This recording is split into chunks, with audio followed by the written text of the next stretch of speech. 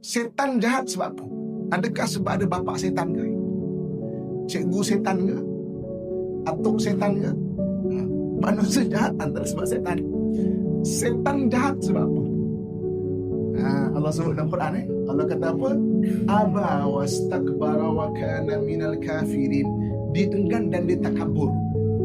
Sebab tu sifat sombong atau takabur ni, dia boleh membuatkan seseorang itu jadi jahat tanpa daripada bisikan ataupun dari hasutan syaitan.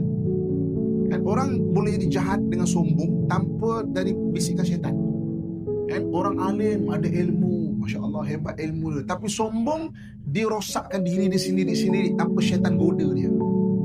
Orang kaya kan dia ada sombong, syaitan tak payah goda dia akan rosakkan diri dia sendiri.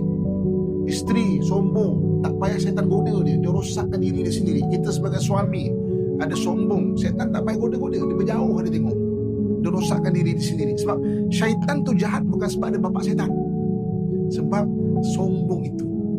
Kan Allah sebut aba wastakbara kana minal kafirin. Sebab tu banyaklah nanti boleh minta ustaz-ustaz kita di sini cerita bab sombong. Masya-Allah, macam mana Nabi sendiri sangat menegur jangan sampai ada sombong.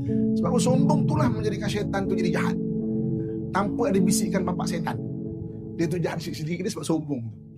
Maka tuan-tuan sekalian, Allah Subhanahu wa taala murka.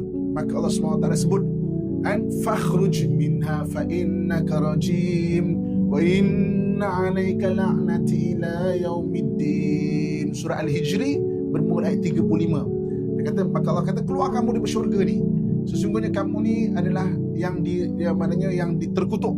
Fa innaka rajim wa inna 'alaika la'nati ila yaumiddin, dan engkau mendapat laknat sampai pada hari kiamat.